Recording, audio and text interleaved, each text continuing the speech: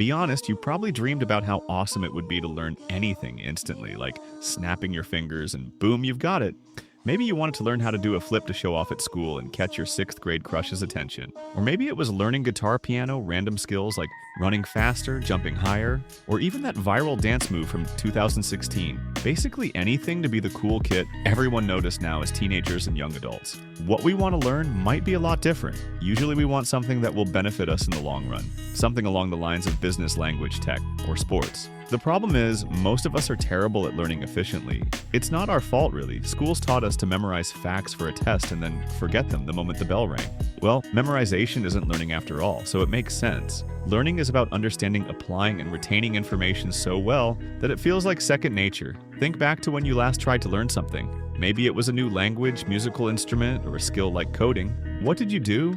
Chances are you crammed. You read a lot or you watched a ton of tutorials and then nothing stuck. Why? Because most of us focus on input reading, watching, listening when we should be focusing on output, doing practicing and teaching. It's like trying to learn how to swim by reading a book about swimming. You might know the theory, but the first time you hit the water, you're going to sink. Learning is mainly a contact sport. You have to get your hands dirty, or in this case, wet. Let me just clear this up before we continue. Not everything is equally important. The 8020 rule, also known as the Paro principle, states that 80% of your results come from 20% of your efforts when it comes to learning. This means you should focus on the core principles that give you the biggest return you want. To learn a new language, don't even think about memorizing 10,000 words instead. Learn the 1,000 most commonly used ones. They make up 80% of everyday conversations already.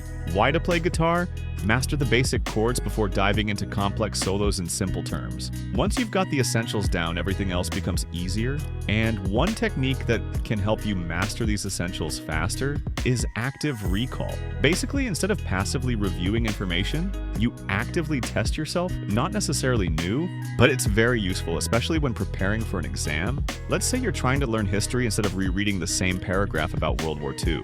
For the 10th time, close the book and try to recall what you just read. It forces your brain to work harder, which in return strengthens your memory. Think of it like lifting weights, but for your brain, if you just stare at the dumbbells, you're not going to get stronger. You're going to have to pick them up and do the work. But that doesn't necessarily mean you should start overloading your brain. Cramming feels productive in the moment, but it's a short-term solution. The spacing effect, on the other hand, is a long-term game. This principle states that you learn better when you spread out your study sessions over time, ideally 30 to 60 minutes a day throughout the week. If possible, here's why: every time you have to revisit a topic, your brain has to dig it out of your storage. The more times you do this, the stronger the connection becomes. It's like carving a path in the woods the first time through. It's rough and overgrown, but with each pass, the path becomes clearer and eventually easier to navigate. So instead of studying for 6 hours straight, break it into 6 one-hour sessions over a week. Your brain and your sanity will thank you. However, as I mentioned previously, you need to get your hands dirty or whatever in order to learn something effectively. Remember the swimming analogy? This is where it really comes into play. If you want to learn faster, you need to practice,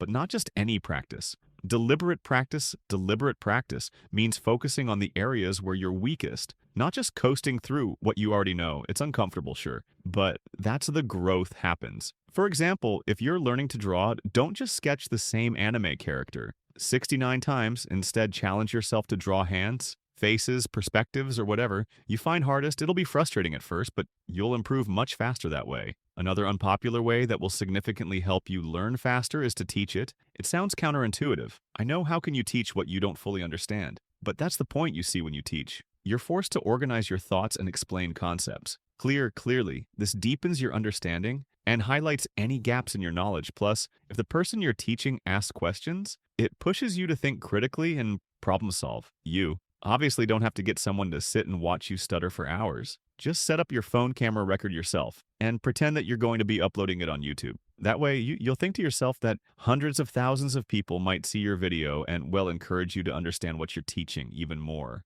It's like the old saying, you don't really know something until you can explain it to a 5-year-old, on the other hand. And engaging your other senses is another great way to truly understand something. And make it second nature. Your brain loves variety. The more senses you involve in the learning process, the better you'll retain information. For instance, say you're learning Spanish. Don't just read the words. Listen to native speakers around you, watch Spanish YouTube channels, documentaries, etc., then write them down and speak them out loud. The combination of visual, auditory, and kinesthetic inputs creates stronger neural connections, just like building a house. The more materials you use, the sturdier it'll be. Well, most of the time, that said, learning doesn't have to be boring. In fact, the more fun you have, the faster you'll learn. Set small, achievable goals and reward yourself when you hit them. Turn challenges into games, compete with a friend. Use apps that track your progress and give you virtual badges. It might sound casual, but your brain thrives on dopamine every time you achieve something. No matter how big or small, it releases a little shot of this feel-good chemical,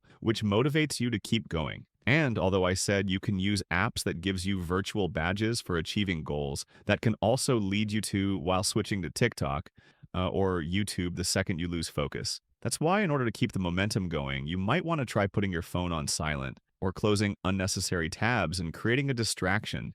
For environment, multitasking might make you feel productive, but it's kind of BS. Your brain can only focus on one thing at a time. So instead of half reading a book while scrolling Instagram, try to give your full attention to the task at hand. But here's where we need to start glazing the proper sleep and enough rest. Both are just as important as effort. Your brain needs time to process and consolidate information. And the best way to do that is through sleep. During sleep, your brain organizes everything you've learned, strengthening connections and clearing out unnecessary informations. So if you're pulling all-nighters to cram, you're actually sabotaging yourself. Taking regular breaks during study sessions can boost your productivity too. Our brain, just like our muscles, it needs time to recover after intense use. And since we're already here, let's talk about mindset. If you believe you're bad at learning, you'll struggle, obviously.